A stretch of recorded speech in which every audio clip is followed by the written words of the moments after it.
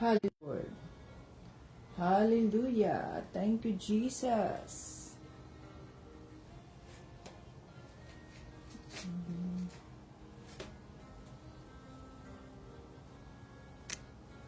Thank you, Jesus, for a new day.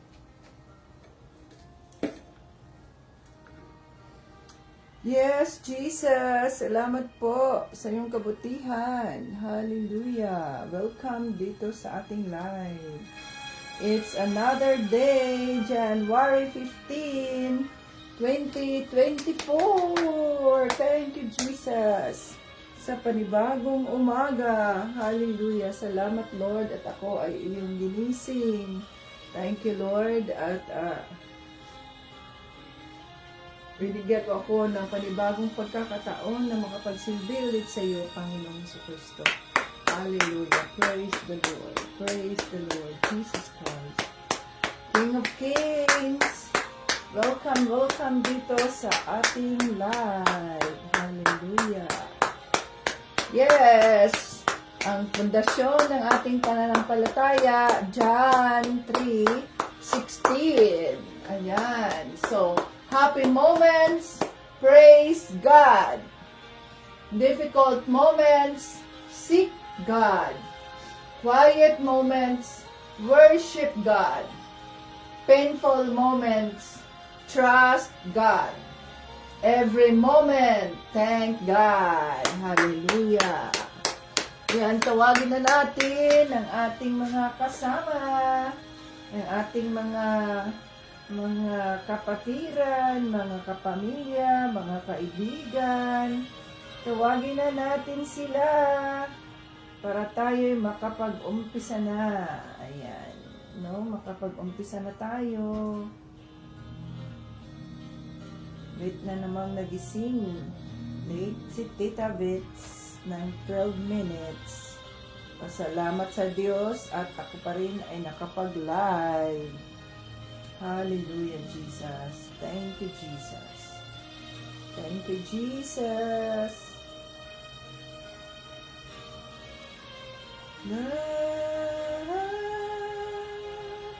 Kumusta, kumusta? Kayo ba ay nakakain na? Kain na kayo, kain na kayo. Nang sa ganon, ay ready na tayo sa pakikinig natin sa salita ng Diyos. Hallelujah. Thank you, Jesus.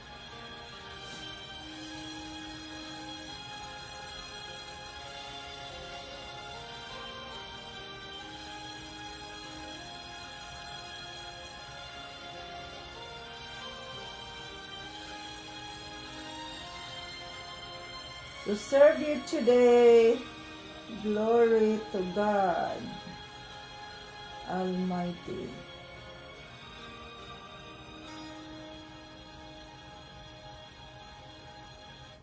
Glory to God Almighty.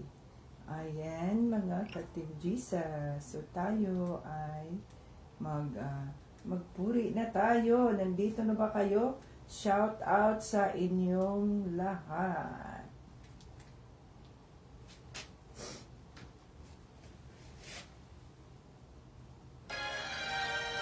Okay. Welcome, welcome dito sa ating live. Tayo magpuri sa Diyos. Pagising sa umaga, kay ganda, kay ganda, kay ganda ng mundong ginawa niya. Ngayon ko lang nakita ang ganda ng mundo. Salamat sa Diyos at ako'y binago. Yes, Lord Jesus. Thank you, Lord. Nang tanggapin ko si Jesus, aking Diyos, nabago ang lahat sa buhay ko. Bagong ligaya ang nadarama, bagong pag-asa ang nakikita.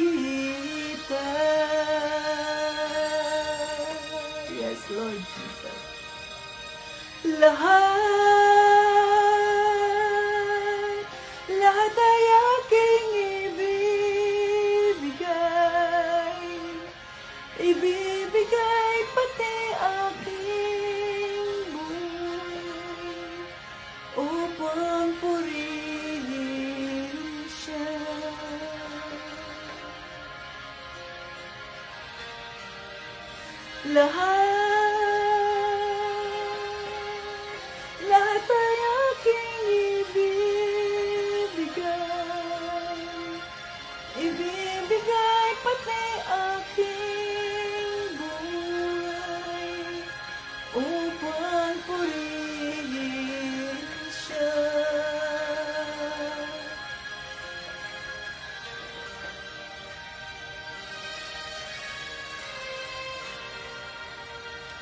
Nagumapaw ang aking saya, pagmamahal niya ang nadarama, kay ganda ng buhay na nasa kanya.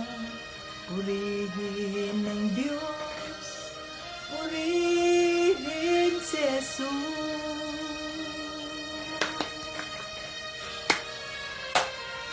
Lahat ay aking ibibigay pati aking buhay upang purihin siya.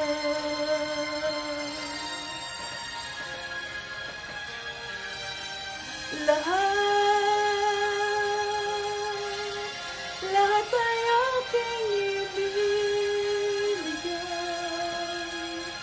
ibibigay pati aking buhay upang purihin siya.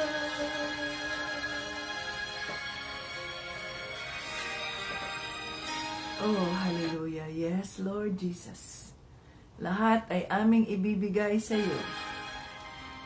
Kung ikaw ay purihin, upang ikaw ay sambahin, sapagkat nang dahil sa iyo, Panginoong Kristo, nang dahil sa iyong pagtalima sa Diyos Ama, ang Diyos Ama ay nagalak sa iyo. He is pleased with you, Lord Jesus. Kaya, yung reward ng Diyos Ama sa iyo, ay yung umupo po kayo sa kanang bahagi ng Diyos Ama, preparing for our mansions in heaven in your perfect time. Oh, hallelujah. Yes, Lord Jesus. Andito ang aming mga buhay. Inaalay namin sa inyo sa bawat araw na kami ay nagising. Ito'y isang panibagong pagkakataon na makapagsilbi ulit sa iyo. Aming Diyos at tagapagligtas, our Lord, our King, Jesus Christ. Oh, hallelujah. Hallelujah. Salamat po sa iyong pagsunod sa Diyos Ama. Dahil doon kami ay nagkaroon ng panibagong pag-asa, nagkaroon ng panibagong buhay. Kami ay naging born again sa Espiritu. Nang sa ganoon ay maging matuwid kami sa harap ng Diyos Ama. Oh, hallelujah. Hallelujah, Lord Jesus, salamat po. Salamat po sa paghihirap mo. Na ako, nang dahil doon, ako ay natamasa ko ang kasaganaan ng biyaya ng Diyos Ama. Maraming salamat po, Panginoon Jesus. Nagpapakumbaba kami sa trono ng iyong kaawaan, humihingi ng kapatawaran sa anumang aming nagawang kasalanan. Patawarin mo po kami. Gawin mo kami karapat-dapat sa iyong harapan upang mas lalo pa naming magamit ang aming buhay para sa iyong kapurihan. Oh, hallelujah. Linisin mo kami, ang aming mga isipan, ang aming mga puso. Sinusuko namin sa inyo lahat, Panginoong Jesus. Ang aming mga sitwasyon, ang aming mga struggles, ang aming mga paghihirap, maging anuman pong espiritu ng buhay. Emotional, spiritual, social, anuman po, mental, Panginoon, lahat ng ito, alam mo po ang aming mga sitwasyon. Walang nakatago sa inyo, kaya isinusuko namin sa inyo ang lahat. Ikaw ang aming tagapagligtas. Ikaw nga ang aming tagabantay. You are our shepherd. You are our good shepherd. Oh, hallelujah.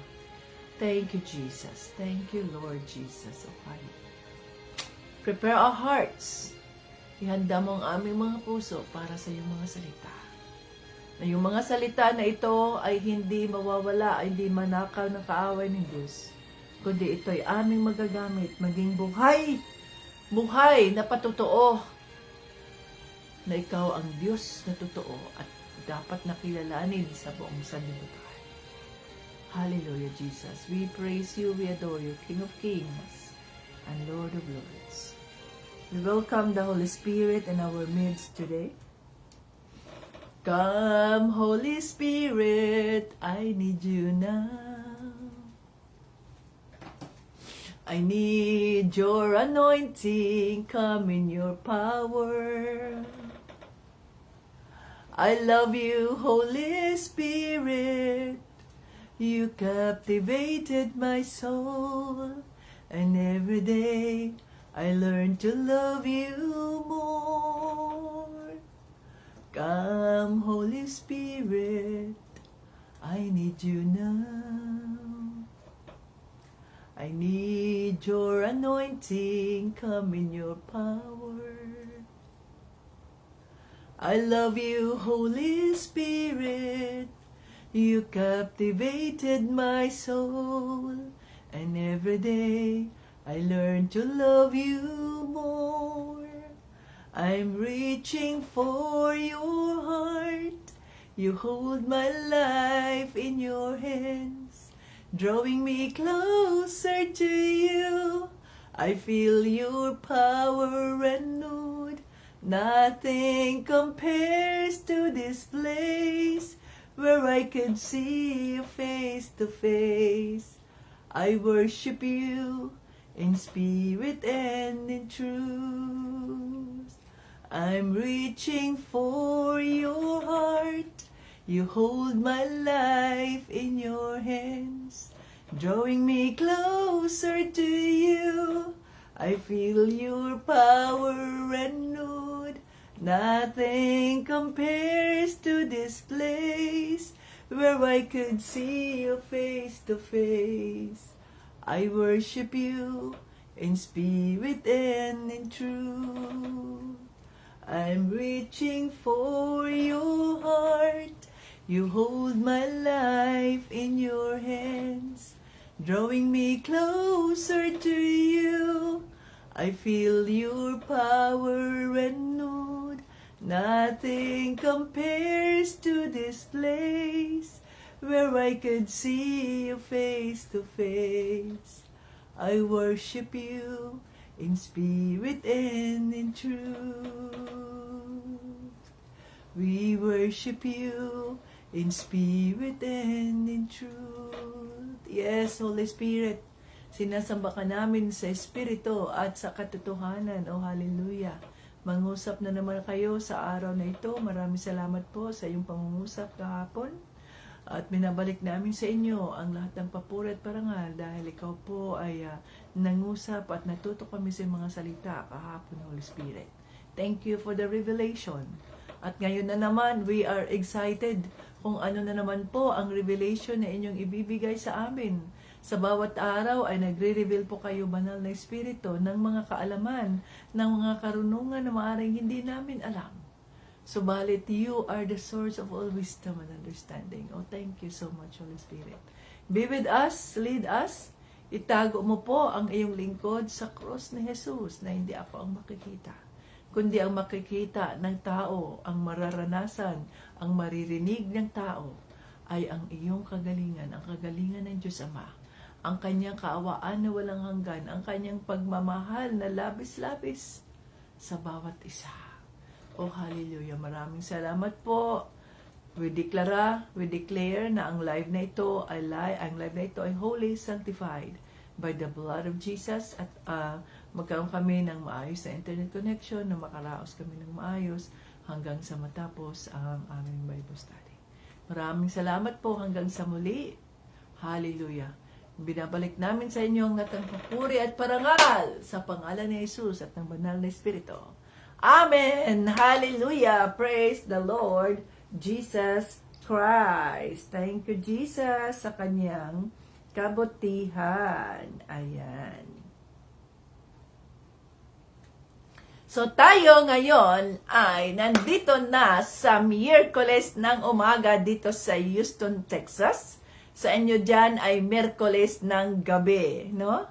At salamat sa Diyos at kayo nakaraos dahil kayo naka-join dito sa ating live. Welcome Facebook joiners and YouTube viewers. Lahat tayo ay welcome dito sa salita ng Panginoon. Wala tayong restrictions dito kung sino ang gustong mag-join at matuto sa salita ng Diyos. So, dinideklara ko ang pagpapala ng ating Panginoong Jesucristo sa inyong lahat na nandito ngayon at nagbigay ng oras, nagbigay ng panahon upang marinig ang salita ng ating Panginoong Jesucristo. Okay, so dito tayo ngayon sa salita ng Diyos at naalala natin na kahapon ay tinuruan tayo ng banal na Espiritu sa Romans 5, no? Romans, andito na ulit ang aking Bible dahil kinuha ko doon kinuha namin ni Tito Brian sa Brindisi. Okay, naiwan kasi ito doon sa Brindisi last Saturday. Pero God willing, dito tayo sa Saturday morning ng maaga ay dito tayo sa Stafford. Hallelujah. So, ayan o. Si Adan at si Kristo. Tandaan natin, dito tayo doon yun sa Romans 12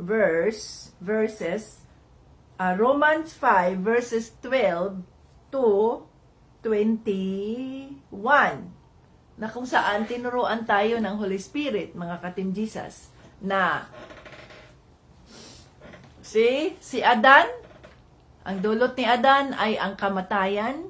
Subalit, ang pagdating ni Panginoong Jesucristo, siya ang ating manunubos. Kaya nga, Redeemer, manunubos na sa pamamagitan ng pagsunod ni Panginoong Jesucristo at nang matapos na ang kanyang katungkulan, no, ang kanyang katawagan dito sa mundo for 3 years, 33 years siya, so 33 years siya nandito sa mundo, na 3 years lang ang kanyang ministry, 3 years. Kasi nung siya'y bata pa hanggang hindi man siya nagministry. Siya ay namuhay na karaniwang tao bilang karpintero kagaya kay Jose, ang kanyang itinuring na earthly father, no? So, nung siya ay maging 30 years old, saka pa siya na anointed ng Diyos Ama sa pamamagitan ng baptismo ni John the Baptist in water at binaptismo siya ng Holy Spirit. After na baptize siya ng water, di ba naalala niyo, bumaba yung Holy Spirit like a dove at he was anointed. At sabi ng Diyos Ama, "Behold, my son, whom I am pleased." Oh. So yun, ang kanyang anak na kung saan nagagalak ang Diyos Ama. So, noong 3 years na yon ay gumawa si Panginoong Jesucristo ng mga milagro. Alam na natin yan dahil napag-aralan na natin yan sa previous Bible study natin last year, ang kanyang mga milagro, no? Okay?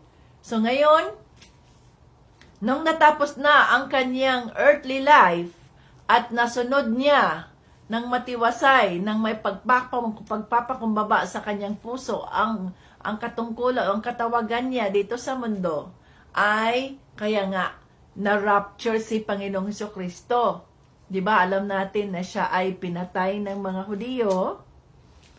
Siya ay inilibing at sa loob ng tatlong araw muli siyang binuhay ng Diyos Ama at siya ay na-rapture.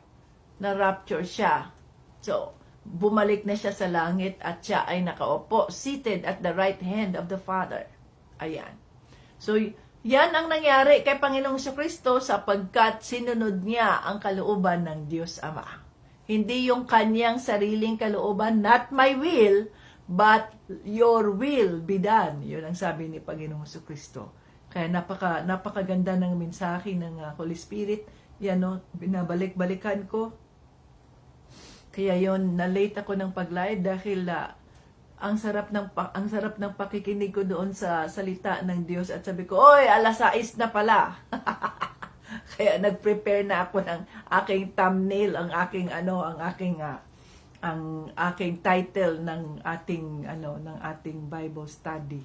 Okay. So, yun. So, tapos na tayo sa Romans 5. At ang pinagdadasal ko, yung palaging nandito, nakikinig sa salita ng Diyos, nagre-replay sa salita ng Diyos, I am praying na mas lalo pang tumatatag ang inyong pananampalataya sa ating Panginoong Kristo at mas lalo pa kayong naging malakas sa pagtanggap o sa pagharap ng mga pagsubok sa buhay sapagkat alam ninyo ang batayan ng inyong pananampalataya. Okay? So, dito na tayo sa Romans 6 na tayo sa January 15, 2025. Tayo ay nasa Romans 6. Okay? So, tingnan natin ang Romans 6.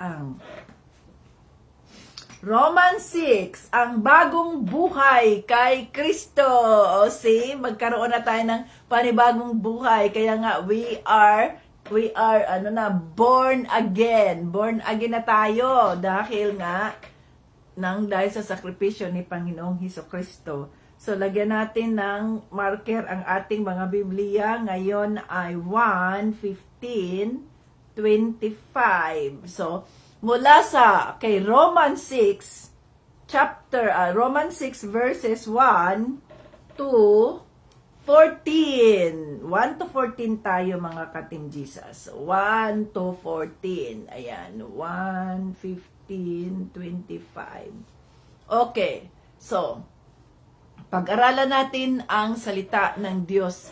Nasa na ang inyong mga Biblia? Ready, ready, ready na ba kayo sa mga Bible ninyo? Mga Biblia. Okay. Ang bagong buhay kay Kristo. Ano ngayon, ayon dito sa verse 1, Romans 6 verse 1, ano ngayon ang masasabi natin? Magpapatuloy ba tayo sa kasalanan para lalong madagdagan ang biyaya? Ang biyaya ng Diyos sa atin? Yan, ulitin natin. Ano ngayon ang masasabi natin? Magpapatuloy ba tayo sa kasalanan para lalong madagdagan ang biyaya ng Diyos sa atin? Aba, hindi maaari.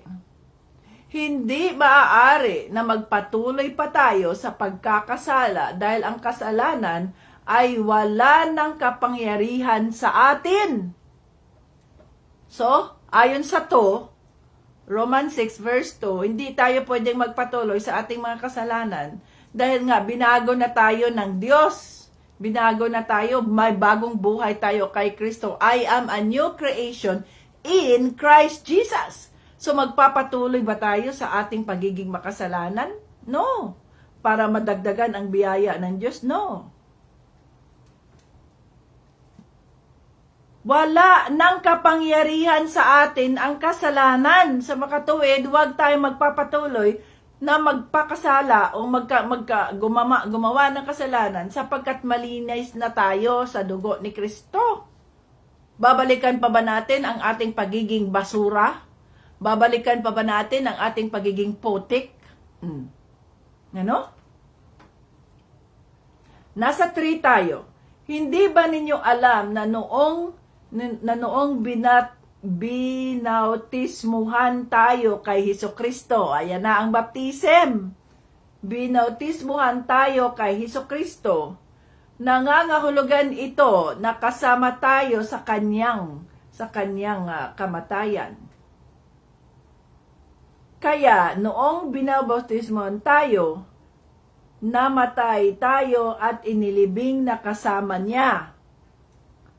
Kung paanong binuhay muli si Kristo sa pamamagitan ng dakilang kapangyarihan ng Ama, tayo rin ay namuhay sa bagong buhay. Oh.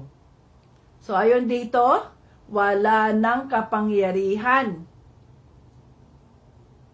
ang kasalanan at yung ating pagiging makasalanan ay namatay na kasabay ng paglibing o pagkamatay ni Hesukristo. Paglibing sa Kanya, inailibing din yung ating lumang pagkatao. At kagaya ng muling pagkabuhay ni Hesukristo sa pamamagitan ng kapangyarihan ng Diyos Ama, tayo rin ay muling namuhay tayo sa, sa biyaya, no? Muli tayong nabuhay sa bagong buhay natin kay Kristo. So, panibago na ang ating identidad. Hindi na yung luma nating pagkatao, hindi na yung maputik o kaya marumi. So, pinalitan na ang ating pagkatao, muli tayong nabuhay sa Espiritu. Yun ang pakahulugan ng born again. Kasi yung iba, hindi naintindihan ang ibig sabihin, ang relihiyon daw, anong relihiyon yan? Born again. Hindi relihiyon ang born again. Ang born again, yan yung nangyari sa buhay mo nung sinuko mo ang buhay mo kay Panginoong Hesukristo. Nilinis niya ang iyong pagiging putik, ang ating pagiging marumi sa pamamagitan ng kanyang dugo. Dahil there is power in the blood of Jesus to break every chain, no?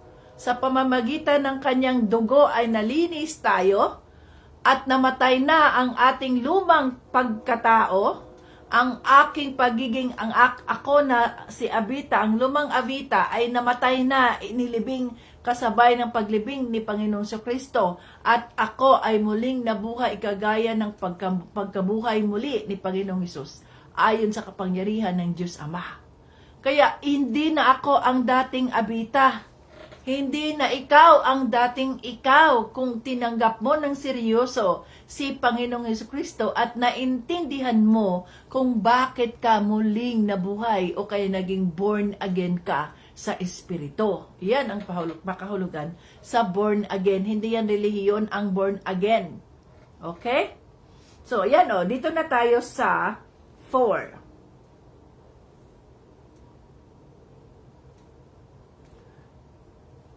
Kaya noong, tapos na tayo niyan. Sa 5 tayo. At kung nakasama tayo sa kanyang kamatayan, tiyak na mabubuhay tayong muli. Tulad ng muli niyang pagkabuhay. 6. Alam natin na ang dati nating pagkatao ay ipinako na sa cross kasama ni Kristo para mamatay. Kaya, hindi na tayo dapat alipin pa ng kasalanan. Hallelujah.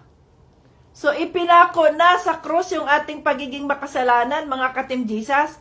Kaya wag na nating ulit-ulitin na tayo makasalanan, na tayo'y ganito, na dating buhay natin yan. Bahala na yung mga demonyo dyan, ang mga taong kilala ka sa dating buhay mo. Kung sasabihin, yan, ipokrita man yan, ganito man yan, dati, kalila ko yan, kaibigan ko yan, kaklase ko yan, ganito ko yan, ganyan, hindi yan ganyan dati, ganun yan. Of course, dahil tayo ay nasa putik at tayo ay nasa kasalanan. Subalit, nung makilala natin si Panginoong Hesukristo, nung matagpuan natin ang katotohanan, at tayo ay muling nabuhay sa Espiritu, kasapagkat, ang sabi dito, ipinako na sa krus ang ating mga kasalanan, kasabay ng pagpako ni Panginoong Hesukristo sa krus. So, kung hindi nyo naintindihan ang pakahulugan ng krus, ang cross, ito yung nangangahulugang curse. Sa Bisaya pa na, tunglo. Sumpa ang cross. Sino man ang ipapako sa cross, hindi yun dignified kung ipako ka sa cross. Kung ipako ka sa cross, ang ibig sabihin nun, you are a heinous crime. Heinous criminal ka, heinous. Ibig sabihin ng heinous ay grabe, ang tindi ng iyong mga krimen na ginawa. Nagpatay ka, nagmurder ka, nagrape ka, kung ano-ano pa mang mga heinous crime na kailangang death penalty ang iyong dapat na parusa. Yan ang pakahulugan ng cross. So, ang pinili ng Diyos Ama ay hindi lang basta karaniwan ibilanggo si Jesus, basta ganyan. Hindi. Ang pinili niya is the ultimate kind of punishment. Ultimate, yung the most, no? Na punishment na doon ka sa cross ipako sa mga panahon nila, yon doon sa Calvary. Bakit? Kasi yung Calvary, pag titingala ka nakikita ng buong Israel, yung kung sino-sino yung mga nakapako sa cross, nakikita nila, malayo pa nakikita nila, o ang mga kriminal, no? Ang mga kriminal, kaya ipinako sila sa cross. Yan. At yung cross, yun yung nagpapaalala sa atin na tayo ay makasalanan. At tayo dapat ang nararapat na ipako dyan sa cross na yan. Dahil tayo ang makasalanan, hindi si Panginoong Jesucristo. Wala siyang kasalanan. Subalit dahil siya ang Lamb of God, karnero ng Diyos Ama, kaya siya ang naging sacrificial offering para sa atin na sana tayo ay ipako sa cross. Siya na walang kasalanan, siya pa ang ipinako sa cross, na ang cross na ay nangangahulugang hinios, nangangahulugang the most sabihin nating pinaka mahirap na uri ng pagpatay. Kasi kung nandoon ka sa cross, nakaganito ka, tapos ang mga hayop, ang mga uwak, ang mga kung ano-anong ang mga ibon, mga hayop, unti-unti kang mamamatay dahil unti-unting kakainin ng mga hayop yung laman mo. Hanggang sa maging hanggang sa maging butot, balat, buto ka na lang. Yun. Ay kung may kamag-anak ka na gustong kunin ka, pwede kang ilibing. Kung wala kang kamag-anak, walang mag-claim na kamag-anak, hanggang sa ikaw ay maging buto na doon sa Kalbar, doon sa cross na yon. So yun ang ultimate punishment na yun, na grabe, ang hirap, no? Hindi yung papatayin ka kaagad, patay, hindi. Kundi pabayaan ka doon hanggang sa ikaw ay mamatay. Oh, grabe yung sacrifice. Pero sa awa ng Diyos, may ginamit ang Diyos na instrumento, yung si Joseph na isang Romano, di ba alam natin yun, si Joseph na isang Romano, ginamit siya ng Diyos na pinahiram yung tomb niya. Hiram pa ang tomb ni Jesus. Ang kanyang libingan, hindi nga niya pagmamayari, hindi nga pagmamayari ng pamilya niya. Hiram lang ang kanyang tomb. Biruin mo yan? Siya na Diyos, siya na makapangyarihan sa lahat. Humiram lang ng libingan niya. Pinahiram lang siya. No? Temporarily. Oh. Ganon ang humility na ipinakita ng Diyos Ama sa kanyang anak. Pwede naman niya sanang hindi napapatayin, pero gusto niyang ipakita sa demonyo, kay Satanas. No? Kay Satanas. That the God, the Father, the great I am, is true to His words. Totoo siya sa kanyang mga salita. Totoo siya sa kanyang mga pangako. Okay? So, ayan, dito tayo sa 9. Sa 7. Sapagkat ang taong patay na ay malaya na sa kasalanan. O, diba, pag patay na ang tao, mayroon pa ba yan siyang magagawa? Wala na, patay na siya eh. So, malaya na siya sa kasalanan, hindi niya na magawa kasalanan niya, patay na siya eh. Dito tayo sa 9, sa 8. At kung namatay tayong kasama si Kristo, naniniwala tayong mabubuhay din tayong kasama siya. Hallelujah. So kung tayo ay mamatay na kasama si Kristo, naniniwala tayong mabuhay tayong muli na kasama siya.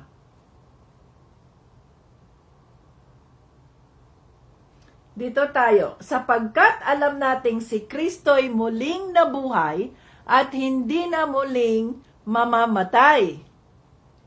Wala nang kapangyarihan sa Kanya ang kamatayan. Oh, hallelujah. So kaya nga eternity na tayo mga ka-Team Jesus kung tayo ay nasa kay Kristo na. Yun ang pangako ng Diyos Ama sa John 3:16, di ba? Gayon na lamang ang pagmamahal ng Diyos Ama na ibinigay niya ang kanyang kaisa-isang anak na kung sino man ang maniwala nito ay hindi mamamatay kundi magkaroon ng buhay na walang hanggan. Ito yon ang pangako na ito. Kaya kailangang sundin ng Diyos Ama ang proseso kung paanong mangyari na tayo ay mailigtas, hindi pwedeng instant, sapagkat gusto niyang patunayan kay Satanas na siya ay tapat sa kanyang mga pangako. Tapat siya sa kanyang mga salita. Oh, hallelujah. No? Dito tayo.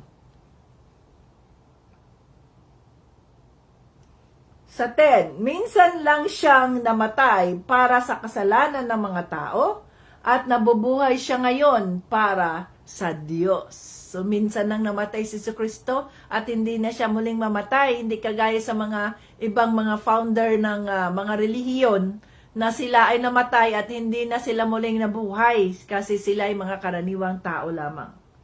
11, at dahil na kay Kristo na tayo, na kayo, itinuring ninyo ang inyong mga sarili na patay na sa kasalanan at nabubuhay na para sa Diyos. So, patay si Kristo sa tao pero siya ay muling nabuhay para sa Diyos. Kagaya din natin, tayo ay namatay na at itinuring na natin ang ating katawan na patay dito sa kasalanan ng mundo at muli tayong nabuhay, born again, para sa Diyos. Kaya nga, we offer our lives to the Lord. We are no longer on our own and we do not decide on our own, but we offer to the Lord our lives because this is our second life, given the chance to serve the Lord for His glory.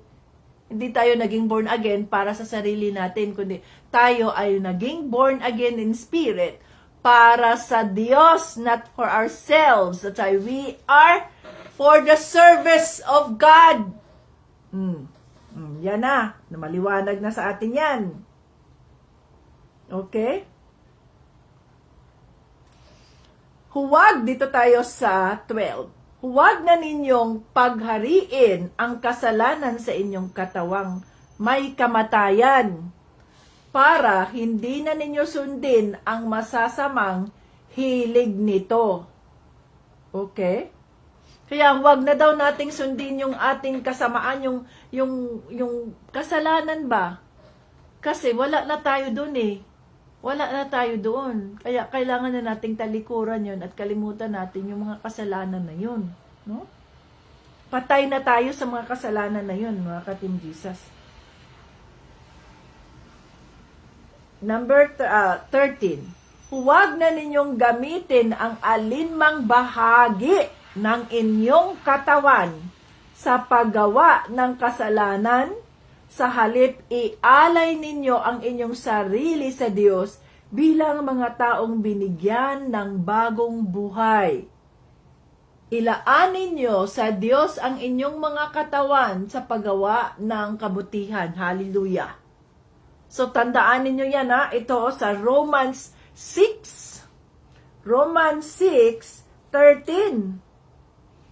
Huwag na nating gamitin ang ating katawan. Ayan o. Ang mga bahagi ng ating katawan sa paggawa ng kasalanan.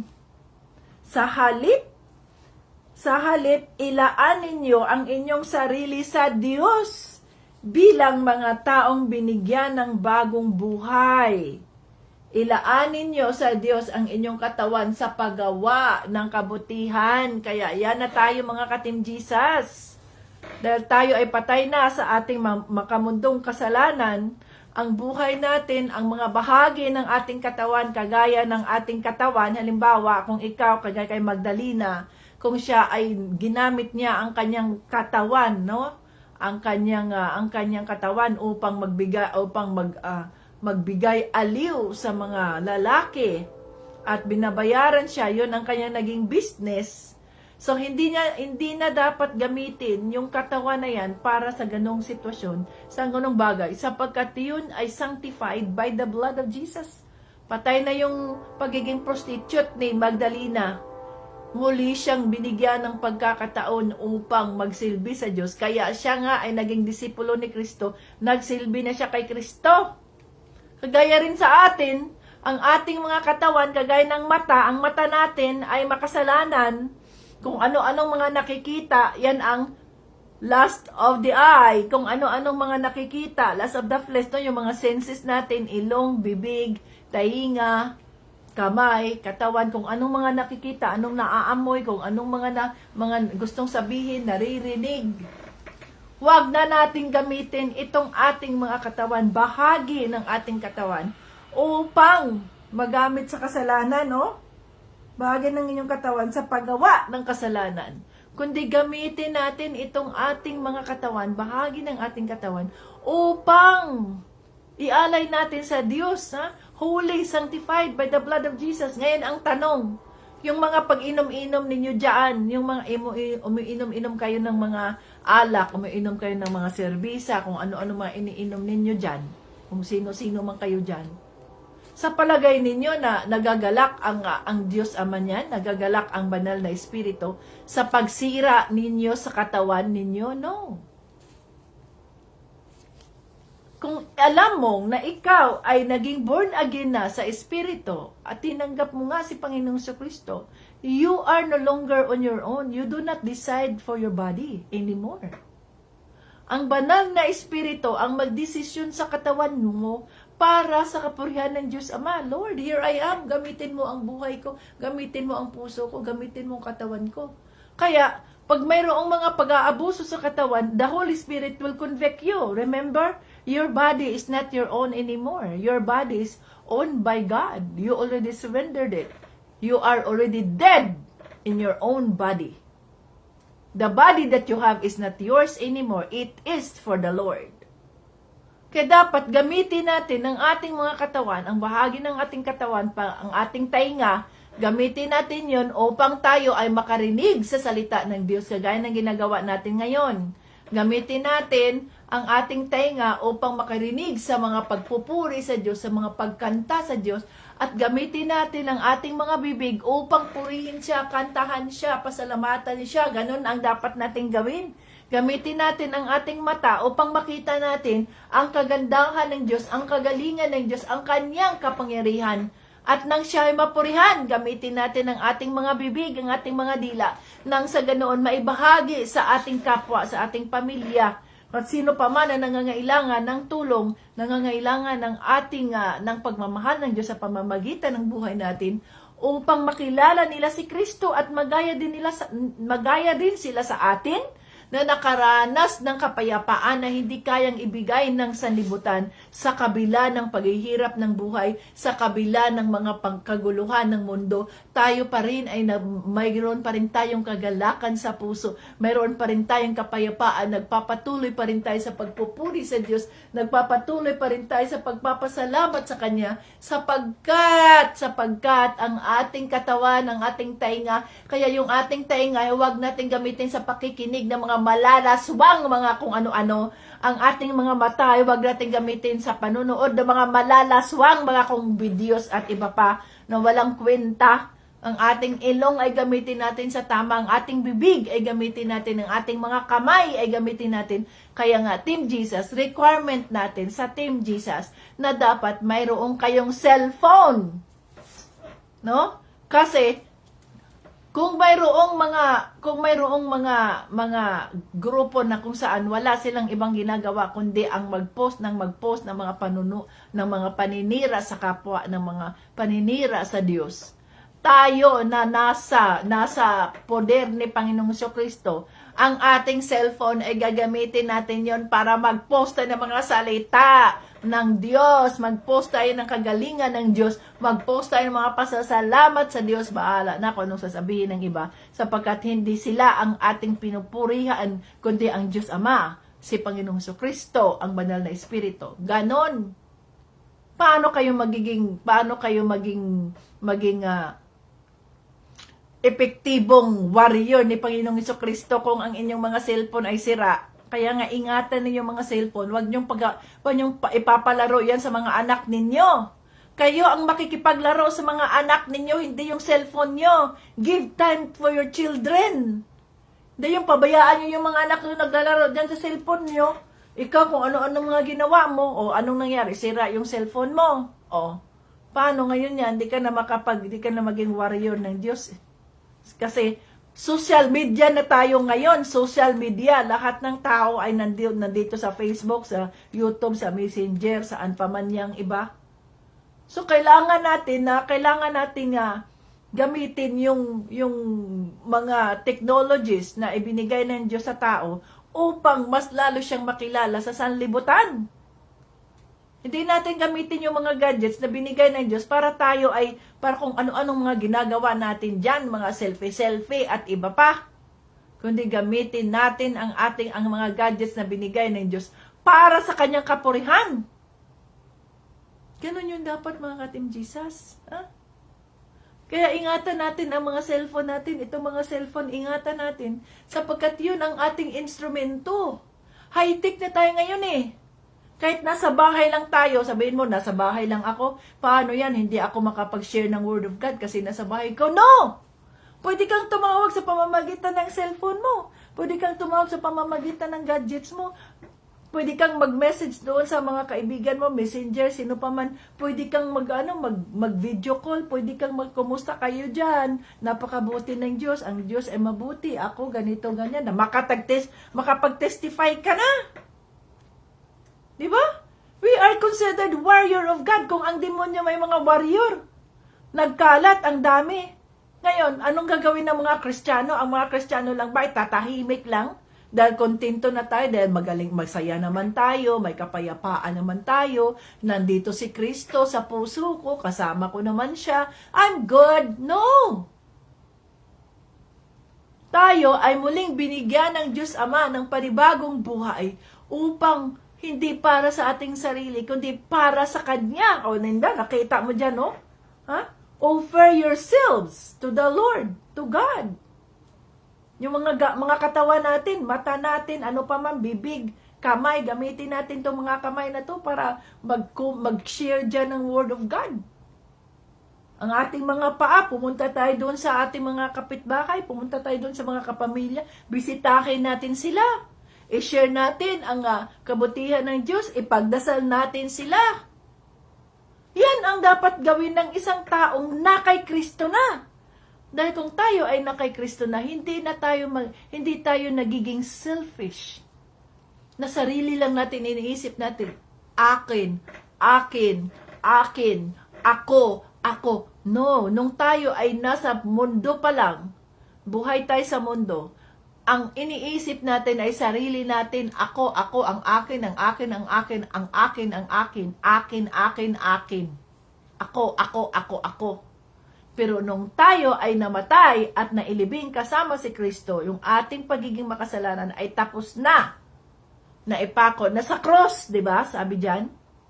So may bagong buhay na tayo, malaya na tayo sa kamatayan, malaya na tayo sa kasalanan. Huwag na nating balikan yung ating mga kasalanan sapagkat tapos na tayo niyan. Ngayon, kung ikaw ay malaya na, hahayaan mo ba yung mga pamilya mo? Hahayaan mo ba yung mga kaibigan mo? Hahayaan mo ba itong mga nasa paligid mo na nagsasuffer dahil sila ay nasa tanikala ng kasalanan at sila ay ginagapos ng demonyo sa mga kasalanan na yun? Sino ngayon ang makapagbabahagi sa kanila sa libreng kaligtasan na ikaw rin ay nakakaranas? Sino?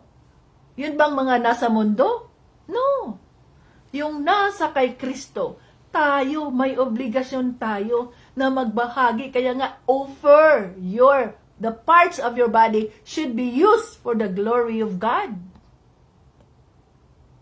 No? Kaya puro selfie dyan. Puro selfie. Para saan ang selfie? Para mapansin ka? Hindi yan ang sinasabi ng Diyos sa salita niya na mag-selfie ka para mapansin ka. Offer. Ang sabi dito, gamitin mo. Wag na ninyong gamitin ang alinmang bahagi ng inyong katawan sa paggawa ng kasalanan. Sa halip, ialay ninyo ang inyong sarili sa Diyos bilang mga taong binigyan ng bagong buhay. Ilaanin niyo sa Diyos ang inyong katawan sa paggawa ng kabutihan. Yan ay nasa Romans 6:14. Sapagkat hindi na dapat maghari pa sa inyo ang kasalanan. Dahil wala na kayo sa ilalim ng kautusan, kundi sa ilalim na ng biyaya ng Diyos. O see? Sa 14, wala na tayo sa sa ilalim ng kautusan. We are no longer under the law. We are no longer under the law, but we are by the grace of God. Ang sabi dito, sabi dito sa English, maganda din dito sa English, na mayroon akong English, Tagalog English ito sabi sa 13, do not offer any part of yourself to sin as an instrument of wickedness, but rather offer yourselves to God as those who have been brought from death to life. Offer every part of yourself to Him as an instrument of righteousness. For sin shall no longer be your master, because you are not under the law, but under grace. O see? Hindi na tayo sa nasa ilalim ng batas, nasa ilalim ng kapangyarihan ng kaaway, kundi tayo ay nasa ilalim ng biyaya ng Diyos Ama, nang dahil sa sakripisyo ni Panginoong Hesukristo. Kaya ayan, ouch na naman tayo nito kung tayo man ay ginagamit pa rin natin ang ating mga katawan sa paninira sa ating kapwa, mga chismis at iba pa, sa halip na tayo ay magtrabaho, tayo ay natatamad, ayaw nating kumilos, gusto lang nating umupo-upo, gusto lang nating mag-Facebook, ganyan, tapos hingi ng Diyos ng, Lord, wala na kaming pambili ng bigas, Lord, wala na kaming pang-ulam, Lord, wala na kaming ganyan. Paano ka ngayon? Huwag mong sabihin, magmilagro ang Diyos. Twing! Ayan, mayroon ng isda. Twing! Ayan, mayroon ng bigas. Ang anong sabi ng Diyos? Kumilos ka, I will bless the work of your hands. Na ibig sabihin nun, gumalaw tayo, gawin natin kung anong nararapat, nang sa ganoon ay hindi natin masayang yung bawat oras, bawat minuto na tayo ay nakaupo, tayo ay naka-relax, ganyan. Sana ginamit natin yung ating mga oras na nagtatanim tayo, may kung anong plano ng Diyos, magnegosyo tayo, magbenta tayo, ganito ganyan. Kung anong mga nandiyan, nagtatanim tayo sa paligid natin, may mga gulay na tayo, may mga na tayo, pwede tayo magluto ng mga gulay na yan. Di may ulam na? Di ba? Ganun yun Magtanim kayo ng kamuti dyan, di wala kayong bigas, di mag-harvest kayo ng kamuti, di may kamuti na, ganun yun Sabi ng Diyos, hindi ko pwedeng nakaganyan ka lang, tapos Lord, ako'y born again Christian man, Lord, tapos ganito, ganyan. No! Naubos yung oras mo sa ka-scan mo dyan sa Facebook mo, sa mga walang kwentang mga bagay na nakikita sa Facebook. Dapat ay gamitin natin ang oras, may oras tayo na nasa Facebook tayo dahil tayo nagwa-warfare, tayo nagpipray sa mga taong ito kung ano nilalagay na nakalagay sa Facebook na the Holy Spirit said, pray for this. So, I'm praying for this, Father, in the name of, ganun dapat ang gagawin natin sa social media. Mag-share tayo sa Word of God. Mag-pray tayo sa mga taong ipag-pray natin ang mga taong ito kung ano man ang kanilang mga sitwasyon. Purihin natin ang Diyos. Ganyan dapat ang gawin natin. Make use of our time para tayo maging tayo, productive. Hindi yung naghihintay lang tayo kung anong ibibigay ng Diyos sa atin. Anong ibibigay ng Diyos sa atin kung hindi tayo kikilos? No? Halimbawa ngayon, nandito kayo. Bakit? You exerted effort. No? Nag-load ka, gumastos ka, nag-spend ka ng oras, naghintay ka na mag-live si Tita Vets, nakikinig ka sa salita ng Diyos, nagbigay ka ng reflection mo, nagbigay ka ng nag-share ka ng Word of God. Of course, Ano ngayon ang gagawin ng Diyos sa'yo? Of course, bibigyan ka niya ng mga love gifts, bibigyan ka niya ng mga pagpapala, sapagkat you did your part. Para sa ganoon, mabigyan ka ng mga pagpapala ng Diyos. Pero kung hindi natin gawin ang part natin, paano tayo ipagpapalain ng Diyos? The Lord hates na sa mga lazy people. Tumatanggap lang ng limpyo, ng malinis. Hindi nila pinaghihirapan, no. Hindi ganoon ang mga anak ng Diyos na tumatanggap lang ng malinis. Na yung tumatanggap lang ng ayuda ng gobyerno, that's it, no. Hindi yun. Kailangan nating kumilos, kailangan nating gumalaw, gamitin natin ang ating mga katawan, ang ating bahagi ng ating katawan upang mapurihan ang Diyos Ama. So, anumang mga resources ang ibinigay ng Diyos sa atin, gamitin natin yun upang hindi tayo ang makilala na tayo, yes, syempre, magaling kami, syempre, mayaman kami, syempre, mayroon akong pera, kaya ako'y namigay, syempre, no! Kung ang Team Jesus man ay namigay, nagdagbigay ng mga pagpapala, it is not from Team Jesus, it is from the Lord. At anumang mga pagpapala ang natanggap ninyo, kung kayo man ay nakatanggap ng pagpapala, yan ay dahil kaloob ng Diyos yan sa inyo, sapagkat pinaghirapan ninyo yan. You spend your time, binagbigay ka ng oras, kaya nakikita ng Holy Spirit yung mga ginagawa mo para sa Kanya, at siya'y napuriyan, kaya pinagpapala ka. Ginamit lamang ng Diyos ang Team Jesus, ang D&G, upang bubuhos ang mga pagpapala para sa inyo. But it is not from us. It is from the Lord, sapagkat tayo ay mga instrumento lang. Ha? To God be the glory. So we are no longer ang ating amo, ang ating boss, ang ating master, hindi na ang demonyo, hindi na ang kasalanan, kundi ang ating master, ang ating boss, ang ating Lord, ang ating King, ay si Jesus Christ, at ang Holy Spirit na ngayon ang nandito sa mga puso natin, siya na ang gumagabay. Holy Spirit, guide me. Dapat gano'n ang gawin natin bawat araw. Guide me, Holy Spirit. Anong gagawin ko sa araw na ito? Tulungan mo ako, turuan mo ako. Gamitin mo ang buhay ko. I offer my life to you. Para sa kapurihan ng Diyos Ama. Pag ang mata ay nakakita na naman ng masama, ganyan, uy, chismis, uy, si ganito ba? Bakit si ganyan? I rebuke it. I-rebuke nyo dapat yan. May narinig ka na naman na ganito, ganyan. O, yan ang narinig mo, yung mga music na gustong-gusto mo nung ikaw ay nasa mundo pa. Yung ikaw, yung dati mong, noon yan, ang gustong-gusto kong music. Ngayon, bagong buhay ka na, gustong-gusto mo pa rin yung mga music na nasa mundo, something is wrong with you.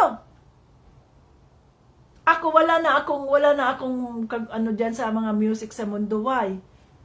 My heart, my ears, my mouth belongs to God. My body belongs to God. So, ang aking mga pinakikinggang sa mga music ay yung pagpupuri sa Diyos, na ang aking katawan, ang aking espiritu ay na-enlighten, ang aking espiritu ay nagpupuri sa Diyos, gumagaan ang aking pakiramdam. Yun na.